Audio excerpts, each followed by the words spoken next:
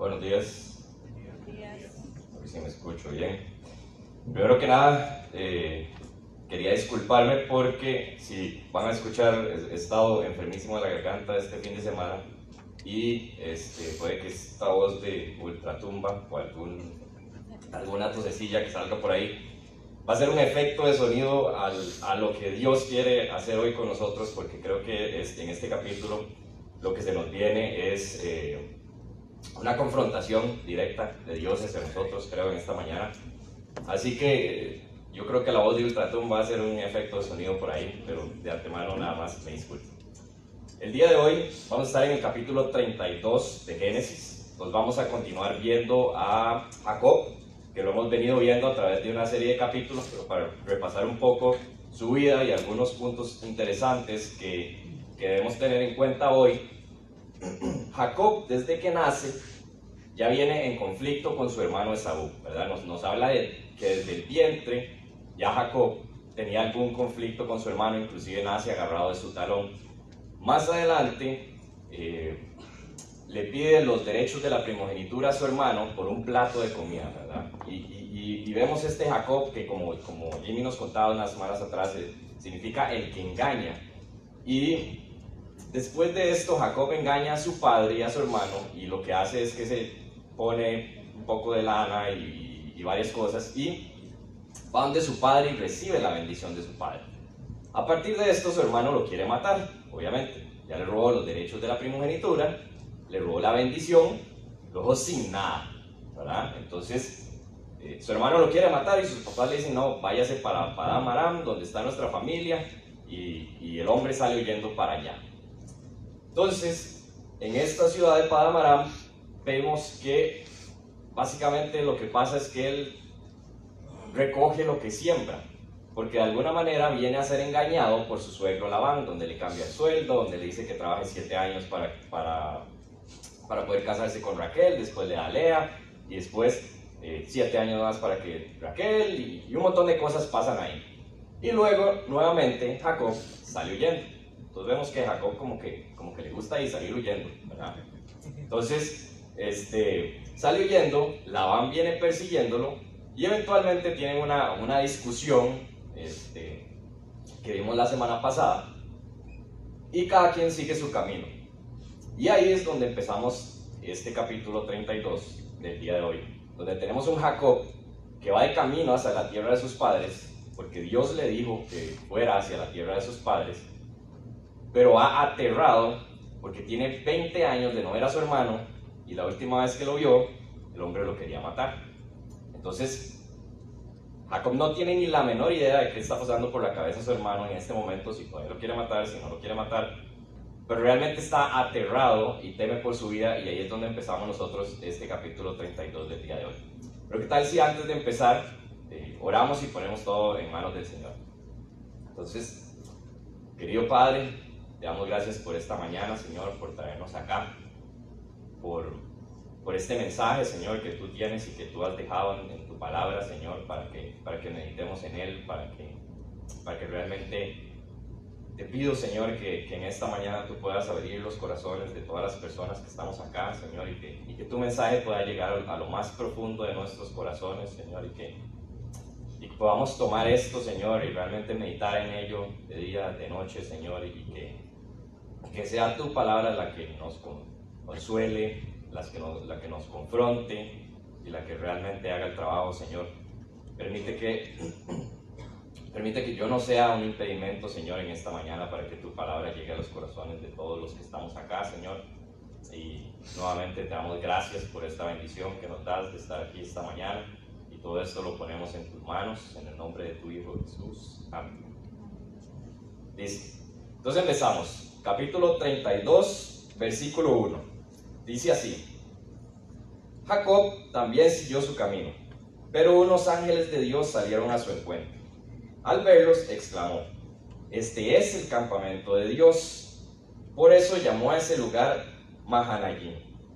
Entonces, estos dos versículos me parece que debemos hacer una pausa aquí porque es muy interesante. O sea, dentro del contexto de esta historia que vamos a ver el día de hoy, parecen como dos versículos que están ahí como aislados, y realmente lo que vemos aquí es que se aparecieron unos ángeles de Dios. Entonces, yo siento como que cuando Jacob o José o cualquiera de los otros hermanos, no sé, estaban en una fogata ahí en medio de Egipto contándole la historia a los nietos, como que decían, ah, sí, y bueno, y cuando íbamos caminando también ahí como que aparecieron unos ángeles, ¿verdad? Y realmente para uno es como impresionante, o por lo menos a mí me impresiona de esto de los ángeles. Y literalmente, Mahanayim significa 2 campamentos. Esto quiere decir literalmente que está el campamento de Jacob y su familia, y alrededor hay un campamento de ángeles de Dios. Y esto tiene que impactarnos, tiene que llamarnos la atención. O sea, yo no me imagino ir caminando con mi esposa y que llevemos un campamento de ángeles alrededor, ¿no? Es algo increíble.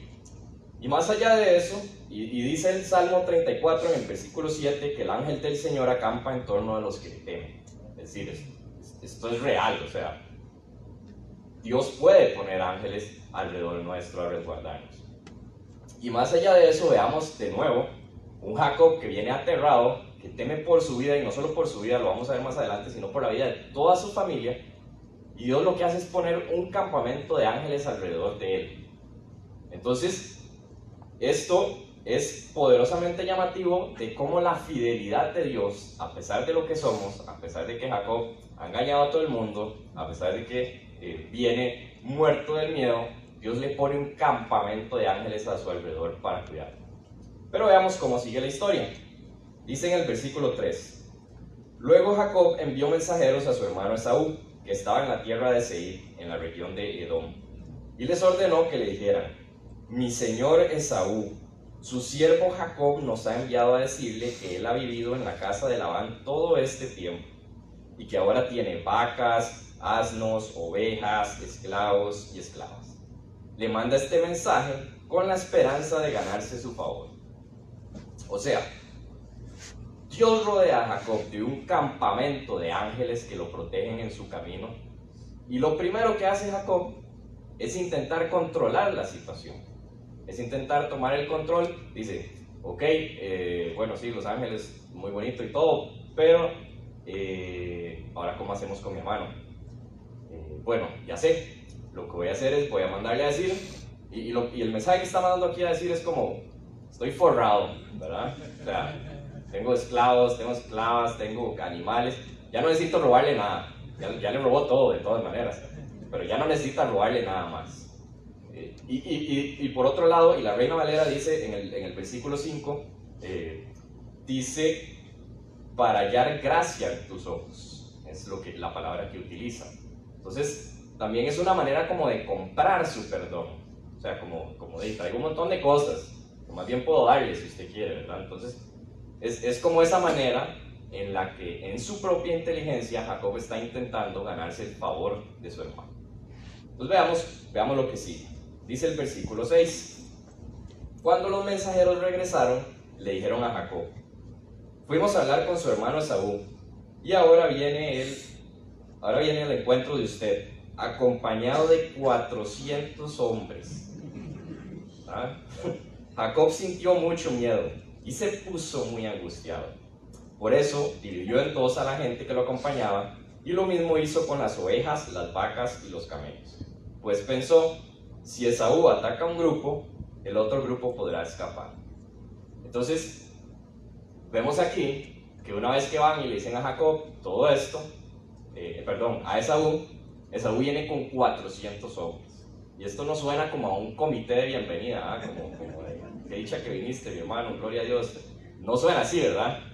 Es algo que más bien puede infundir muchísimo más miedo, y inclusive ahí utiliza la palabra de Jacob sintió mucho miedo y se puso angustiado.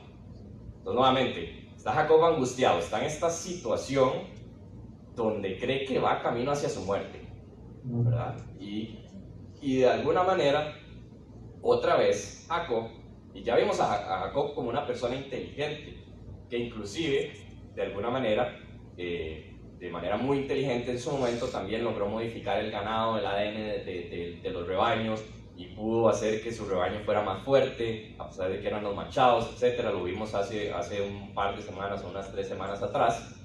Entonces, Jacob es un hombre inteligente. Eso es un hecho. Sin embargo, confía muchísimo en su propia inteligencia. Entonces lo que dice es, bueno, listo, hagamos 2 campamentos. Entonces mandamos uno primero y dejamos a Lea y a Raquel y a los chiquillos ahí atrás, para que si Esaú nos ataca, por lo menos puedan huir y puedan salir con vida. Entonces, luego veamos lo que viene, porque ya empieza a haber un cambio en la vida de Jacob a partir de este momento. Y vamos a ir viendo ese proceso de transformación. Eso es lo que quiero que vayamos viendo durante todo este texto de este día. Entonces dice, versículo 9, dice así: entonces Jacob se puso a orar: Señor, Dios de mi abuelo Abraham y de mi padre Isaac, que me dijiste que regresara a mi tierra y a mis familiares, y que me harías prosperar. Realmente yo, tu siervo, no soy digno de la bondad y fidelidad con que me has privilegiado. Cuando crucé este río Jordán, no tenía más que mi bastón, pero ahora he llegado a formar 2 campamentos. Líbrame del poder de mi hermano Esaú, pues tengo miedo de que venga a matarme a mí y a las madres y a los niños. Tú mismo afirmaste que me harías prosperar y que mis descendientes serían tan numerosos como la arena del mar, que no se puede contar. Entonces, esta oración, podemos aprender muchísimo de esta oración. Y es importante porque realmente en el libro de Génesis no tenemos muchas oraciones redactadas y descritas de la manera en que la persona oró. Si nosotros vemos en Jesús, en las cartas de Pablo, existen muchas oraciones que se hacen y que vemos ahí. Sin embargo, en el relato del Génesis no existen muchas, y esta es la oración más larga en Génesis que está redactada. Por lo tanto, nos debe llamar la atención y debemos ver qué es lo que está pasando, porque de alguna manera, como les decía, es este caminar que tenemos todos nosotros en donde Dios nos va transformando, y en ese caminar hay 3 cosas importantísimas que nosotros podemos aprender de esta oración que hace Jacob. Número 1, lo primero que hace Jacob, si ustedes ven, es recordar la palabra del Señor. Entonces, y esto lo aprendemos inclusive en los discipulados. Para todos los que ya hemos llevado los discipulados, vemos cómo la oración y la palabra de Dios van juntas, no las podemos separar. Para nosotros comunicarnos con Dios, tiene que ser esta comunicación doble vía, en donde la palabra de Dios me habla a mí y yo a través de mi oración hablo a Dios, y así tenemos esta comunicación en 2 vías con Dios. Y vemos en esta oración que Jacob eso es lo que está haciendo. Está primero recordando las palabras de Dios, que le dijo que regresara a la tierra de sus familiares y que lo haría prosperar. O sea, le está diciendo: Dios, me dijiste que yo iba a volver, y ahora como que mi hermano viene con 400 hombres, ¿verdad? Entonces, me da un poquito de miedo. Eso número 1, ¿no? Importantísimo. Por eso aquí también, siempre, cuando ustedes ven que nos paramos aquí al frente y decimos una y otra vez que la cita con Dios es diaria. Es diaria porque todos los días yo necesito tener esta comunicación con mi Padre Celestial, en donde recuerdo su palabra y a su vez vengo en oración. Y el segundo punto que vemos aquí en esta oración es la humildad de Jacob. O sea, realmente Jacob, en el versículo 10, vemos que entiende que él no es merecedor, dice, de la bondad y la fidelidad con la que me has tratado. O sea, Señor, es cuando yo realmente entiendo mi condición y entiendo que no soy merecedor de nada de lo que Dios me ha dado. Entiendo que es su gracia, que es su bondad, que es su fidelidad la que me tiene a mí hoy aquí en día. Entonces, eso es otra lección importantísima para nosotros. Nosotros, cuando venimos a orar, cuando venimos a postrarnos de rodillas ante el Señor, realmente tenemos que entender cuál es nuestra condición y con quién estamos hablando. ¿Quién es ese Dios al que yo estoy haciendo una oración? Eso es muy importante. Y tercero, en esta oración también vemos que es una oración honesta, una oración sincera.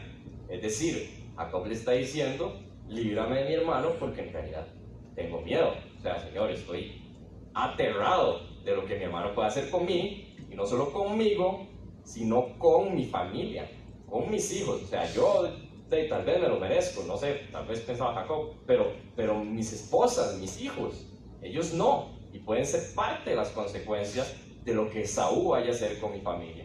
Entonces, eso también es importante, porque muchas veces venimos y hacemos esta oración a Dios y no necesariamente lo hacemos con un corazón honesto. A veces venimos y Señor, yo sé que tú vas a guardar de mí. Vengamos al Señor y seamos honestos. El Señor conoce lo que hay en nuestros corazones. El Señor sabe cuáles son nuestras preocupaciones, cuáles son nuestras angustias, pero el Señor quiere escucharlas. El Señor quiere que usted venga y le diga, Señor, ¿sabes qué? Esto me tiene estresadísimo. Esto no me deja dormir.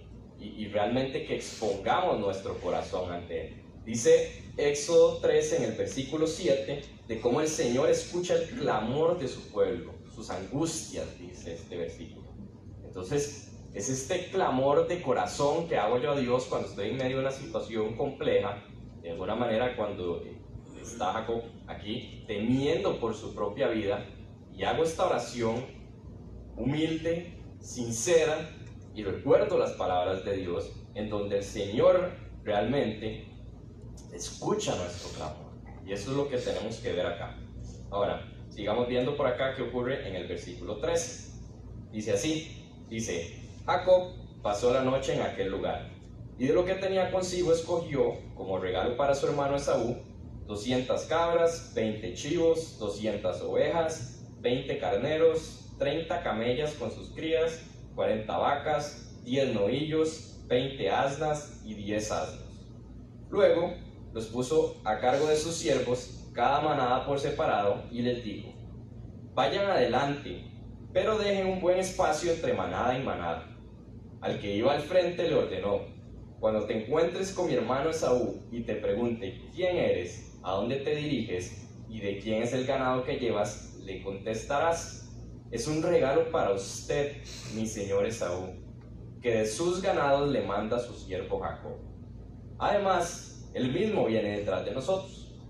Jacob les dio la misma orden al segundo y al tercer grupo, y a todos los demás que iban detrás del ganado. Les dijo, cuando se encuentren con Esaú, le dirán todo esto y añadirán, su siervo Jacob viene detrás de nosotros. Jacob pensaba, lo apaciguaré con los regalos que le llegarán primero y luego me presentaré ante él. Tal vez así me reciba bien. De esta manera los regalos lo precedieron, pero Jacob se quedó esa noche en el campamento. Ok, entonces hablamos de un Jacob cambiado, ¿no? Que hace una oración espectacular a Dios, y lo que hace inmediatamente después es volver a tomar el control de la situación, es volver a confiar en su propia inteligencia. Es decir, hago esta oración a Dios, ¿verdad? Súper poderosa y súper de corazón, e inmediatamente lo que hace es, bueno, le mandemos un regalito a mi hermano, y no es un regalito cualquiera, ¿verdad? Le está mandando 580 animales. O sea, eso no es como el regalito ahí de amigo secreto, ¿no? Sino que es realmente, de nuevo, una manera de buscar comprar su perdón. O sea, es este Jacob, y en este camino, de nuevo, en este caminar de vuelta a casa que va Jacob hacia la casa de sus padres, donde tienes este altibajo, y de alguna manera esto me puso a pensar muchísimo, porque yo me siento identificado con Jacob en el hecho de que muchas veces nosotros, o por lo menos yo, vengo y como que te hice la oración poderosa, etcétera, y pongo todo en manos del Señor, y después confío en mi propia inteligencia, en que yo lo puedo hacer, en que es que yo sé mucho, en que yo sé cuáles son las formas en las que debo hacerlo, ¿no? Y realmente eso no es lo que Dios quiere de nosotros. Realmente, no sé, venimos un domingo acá y claro, la prédica me llegó un montón y paso meditando todo el domingo en lo que Dios me dijo, en lo que Dios trajo a mí, y llega el lunes y ya me siento en la oficina y se me olvidó todo. Ya, el día a día empezó y ya, hasta ahí llegó la inspiración, ¿no? O a veces inclusive somos como por temporadas, ¿no? Viene una temporada, empiezo yo full en mi tiempo con Dios todos los días, orando, leyendo la Biblia, vengo a la iglesia, todo el asunto, tengo a todos los compas cansados porque solo de Jesús hablo y ya dicen, este man, qué necio, ¿verdad? Y después, ya 2 días se me complicó hacer mi devocional, ya empecé a dejar, después ya dejé ir a la iglesia, después ya no. Y como que me parece a mí que esto es un reflejo muchas veces de cómo es nuestro caminar con Dios, ¿no? Es como que a veces sí, pero a veces no, ¿verdad? Y es un punto que tenemos que reflexionar.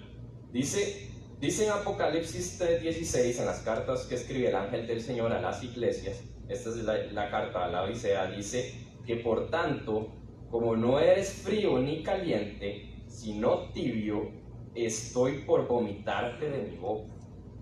Y este no fue el versiculito bonito el que escogí, ¿verdad? O sea, es un versículo fuerte, o sea, es fuerte y es algo que tenemos que ver si está pasando en nuestra vida. Es algo que tenemos que ponernos a pensar, Señor, ¿soy yo tibio? ¿Soy yo a veces sí y a veces no? O sea, como que a veces estoy tan emocionado, tan inspirado por lo que Dios quiere hacer y yo quiero ir y yo quiero, sí Señor, claro que sí, envíame a mí, y después tengo este bajonazo, o tenemos este bajonazo en nuestra fe, en nuestro caminar con Dios, ¿no? Y de nuevo, es este proceso que estamos viendo de Jacob en ese caminar de vuelta a casa y de cómo Dios va transformando su vida. Pero ahora sí, veamos lo que pasa entonces a partir de este momento. ¿Están preparados? Ahora sí, abróchense todo el mundo los cinturones para lo que viene. Veamos el versículo 22. Dice: aquella misma noche Jacob se levantó, tomó a sus 2 esposas, a sus 2 esclavas y a sus 11 hijos y cruzó el vado del río Jaboc. Una vez que lo habían cruzado, hizo pasar también todas sus posesiones, quedándose solo. Entonces un hombre luchó con él hasta el amanecer. Cuando ese hombre se dio cuenta de que no podía vencer a Jacob, lo tocó en la coyuntura de la cadera y ésta se le dislocó mientras luchaban. Entonces el hombre le dijo: suéltame, que ya está por amanecer.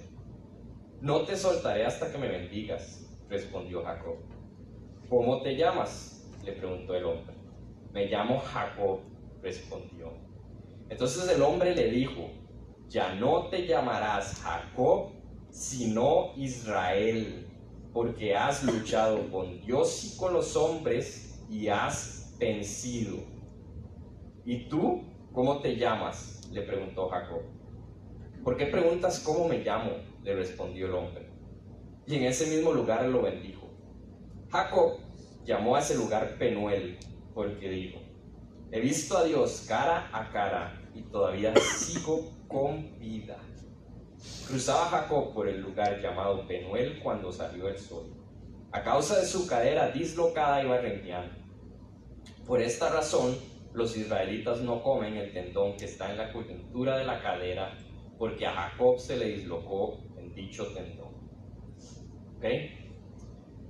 Dicen los comentarios bíblicos al respecto de este texto, y la mayoría de comentaristas, y ustedes nos escuchan muchísimo aquí hablar de Spurgeon y de Guzik y una serie de estudiosos de la Biblia que nosotros leemos, y todos concuerdan en que este hombre que aparece acá es Jesús, ¿no? Y esto es muy importante, porque lo que vemos aquí es una lucha que existe entre Jacob y Dios, ¿verdad? Y este Dios es un hombre, por lo tanto Dios hombre es Jesús. Y esto ya lo hemos visto en partes anteriores del Génesis, de estas apariciones que tiene Jesús en la Biblia previo a su venida gloriosa al mundo tal y como lo conocemos en los evangelios. Pero más allá de imaginarnos en esta mañana a un Jesús ahí a medianoche haciéndole una llave a un viejito de 100 años y tenerlo así, ¿verdad? Más allá de eso, tenemos que ver que aquí hay grandes lecciones y hay cosas que Dios quiere confrontarnos en esta mañana en torno a esto. Número 1, lo que vemos aquí, dice en el versículo 24, que Jacob se queda solo. ¿Okay? Entonces, empezando de nuevo, repasando esta transformación o este caminar que va llevando Jacob, vemos estos destellos como de que parece que va bien la cosa. Este es uno de ellos, ¿no? Buscar ese tiempo a solas con el Señor. Y esto a mí me confronta, digamos, de alguna manera porque a mí me cuesta el tiempo solo, digamos, a mí no me gusta estar solo. De hecho, cuando estaba chiquitillo, no tan chiquitillo, pero no me acuerdo si eso era un castigo o no, pero yo creo que sí. Una vez me dejaron solo en la casa y yo parecía un perrillo esos que se quedan como en la ventana ahí, como viendo y llorando, porque para mí estar solo, hasta el día de hoy, digamos, no me gusta para nada. Ese castigo y no ver los partidos del Saprissa eran los dos peores castigos que yo tenía cuando era chiquitillo, ¿verdad? O sea, doloroso, no pueden ver al monstruo. Pero bueno, no sé, cuando yo escucho la historia de las personas como que van al cine solas, yo eso no lo podría hacer jamás en la vida. Si almorzar solo no me gusta para nada. Entonces, realmente me pongo a pensar en esto. Es algo que vemos en Jesús mismo. O sea, Jesús mismo cuando estaba acá, cuando todo el mundo necesitaba los milagros, porque todo el mundo los necesitaba escuchar la palabra de Jesús, lo que Jesús quería decirnos. Y Jesús se aislaba de las multitudes y buscaba este tiempo a solas con Dios. Entonces, si Jesús lo buscaba, ¿cuánto más debería de buscarlo yo? ¿Cuánto más debería buscar este espacio a solas mío con el Señor, en el que yo pueda meditar en su palabra, en el que yo pueda adorarle, en el que pueda estar un tiempo de oración? Y realmente eso es fundamental para nuestras vidas. Esta semana, lo que yo típicamente hago cuando me voy a parar aquí frente a ustedes, es que hago un repaso todos los días de la semana con mi esposa. Todo lo que voy a decir aquí al frente, todos los días cambia obviamente, pero ella me da un montón de tips de qué debería hacer, qué no debería hacer, estás haciendo así, estás haciendo allá. Resulta que esta semana estuve de viaje toda la semana, entonces estaba solo, como dice la Biblia, que se quedó solo, entonces yo me quedé solo.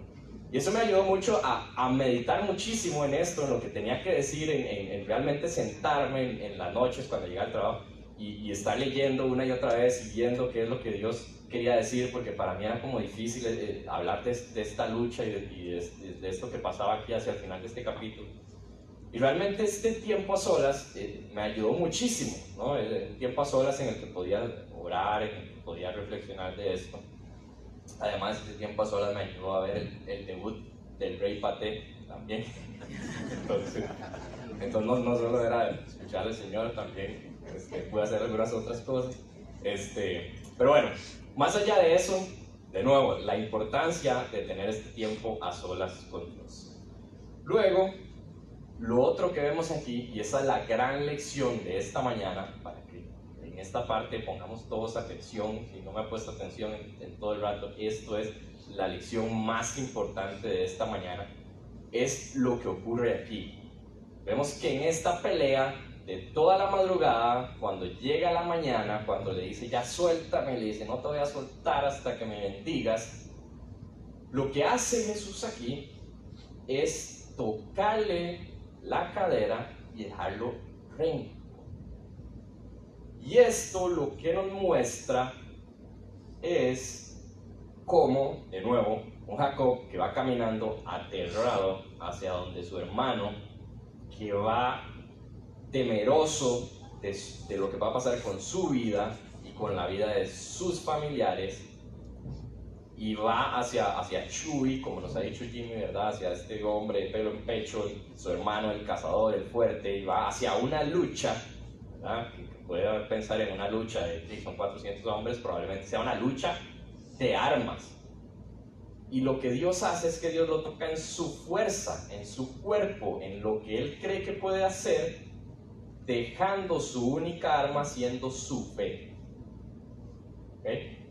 Voy a volver a repetir eso. La única arma que le queda a Jacob en este momento para ese temor que tiene hacia su hermano es su fe. O sea, su cuerpo ya no lo va a ayudar, va renqueando, va golpeado en su cuerpo.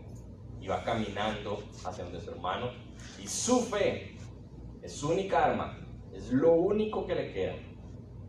Y esto es fuertísimo porque realmente nos tiene que hacer pensar, y dice vamos a ver, en Santiago capítulo 1 del 2 al 4, dice: hermanos míos, considérense muy dichosos cuando tengan que enfrentarse con diversas pruebas, pues ya saben que la prueba de su fe produce constancia, y la constancia debe llevar a feliz término la obra, para que sean perfectos e íntegros sin que les falte nada. Entonces, en este caminar de vuelta a casa, va teniendo Jacob, en donde él realmente hace una oración sincera y le dice: sabes que Dios, te necesito. Y lo que Dios hace es fortalecer su fe a través de una prueba, y una prueba difícil. No es una prueba sencilla lo que nosotros vemos aquí. Es una prueba que hace que realmente Jacob caiga rendido ante los pies del Señor. Y eso es importantísimo, y esa es la lección de esta mañana: es ¿qué estoy dispuesto, qué tanto estoy dispuesto yo a que Dios haga en mi vida lo que Él tenga que hacer para llevarme a donde Él quiere llevarme? Esa es la pregunta que yo me hago esta mañana, y que realmente me da miedo, para serles muy honestos, ¿verdad? Pensar en lo que Dios tenga que tocar en mi vida para transformarme y llevarme hacia lo que Él tiene para mí. Es algo que puede sonar, o sea, que nos puede dar miedo realmente, o no sé si soy solo yo, pero puede generar como este sentimiento de qué es o qué será lo que Dios tiene que tocar en mi vida para realmente dármelo, todo lo que Él quiere dar.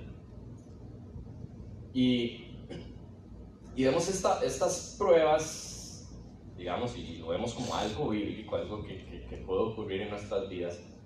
La prueba trae bendición, ¿no? Y veamos el nivel de la bendición que trae esta prueba.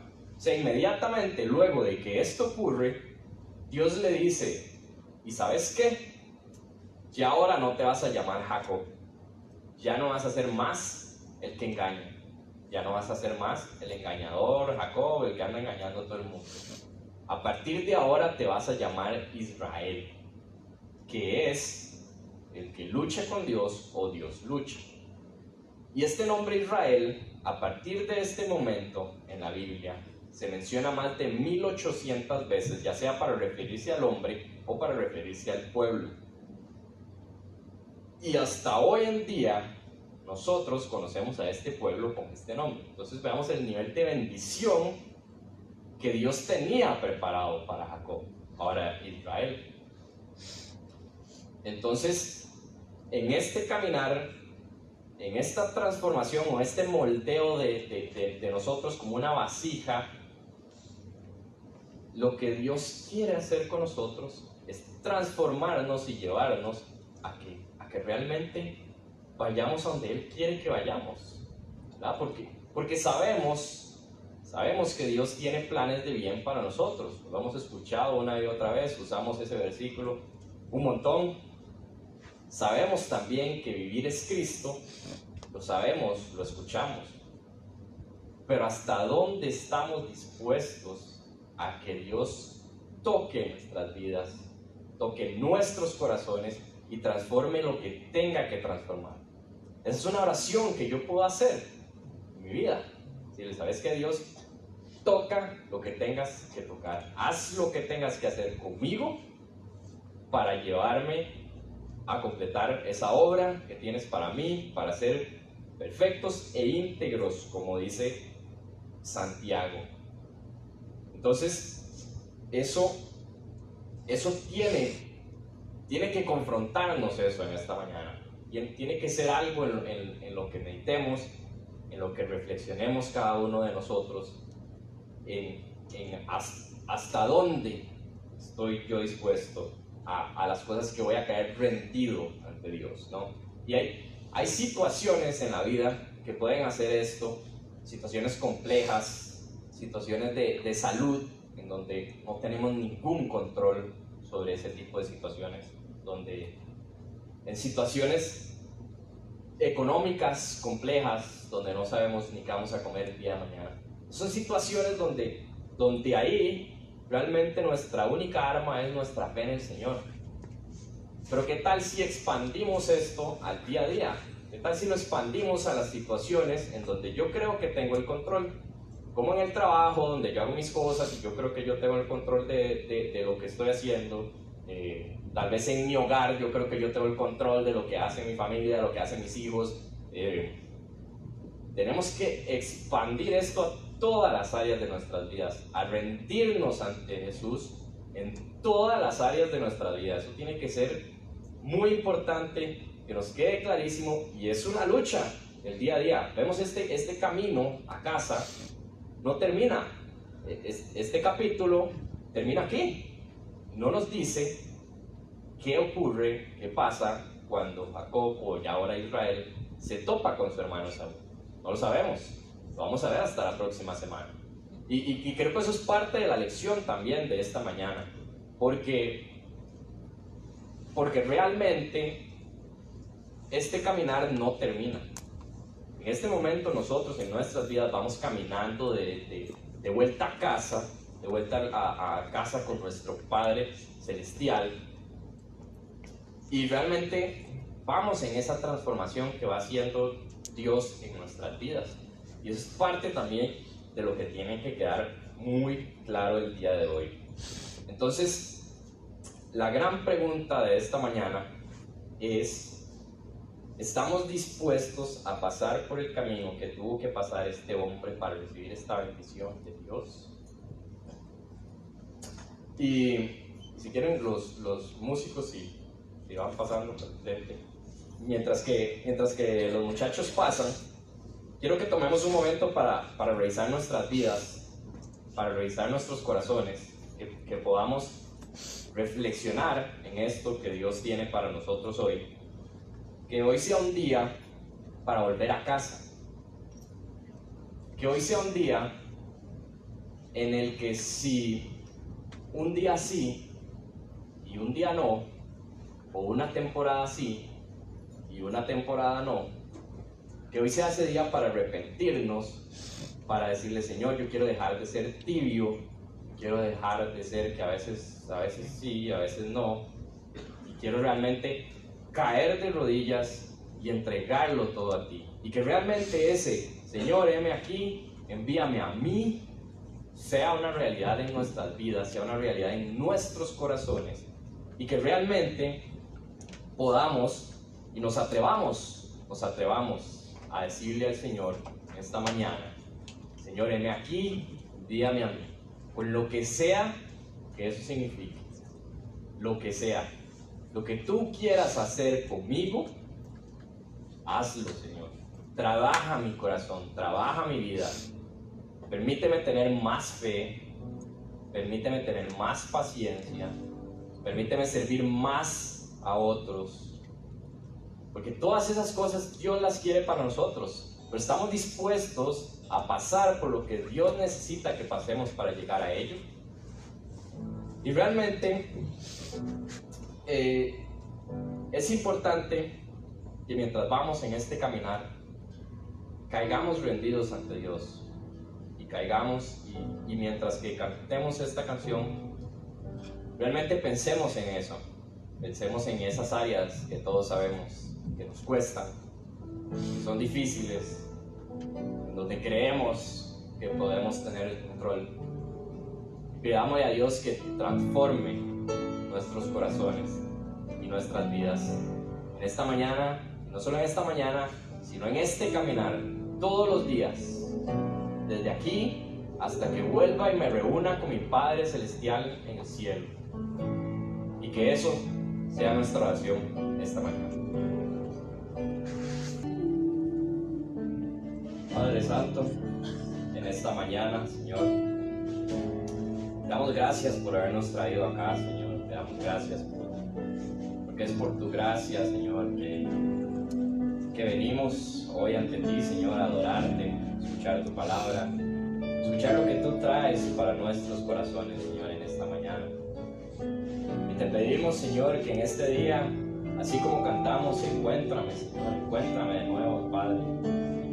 Tráeme de vuelta a casa, Señor. Sí. No permitas, Padre, que seamos tibios, Señor, que sea tibio, que tú realmente trates mi corazón, Señor, lo que tú tengas que tratar en mi vida, Señor, para que realmente podamos ser siervos tuyos, Señor, para que realmente podamos reflejar tu gloria, Padre,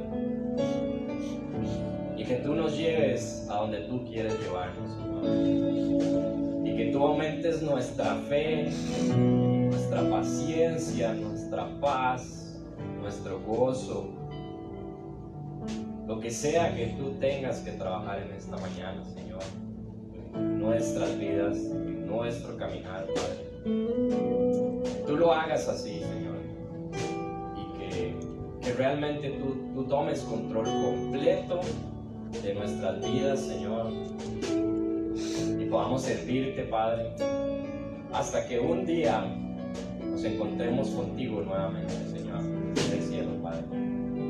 Todo esto te lo pedimos en el nombre de tuyo Jesús. Amén.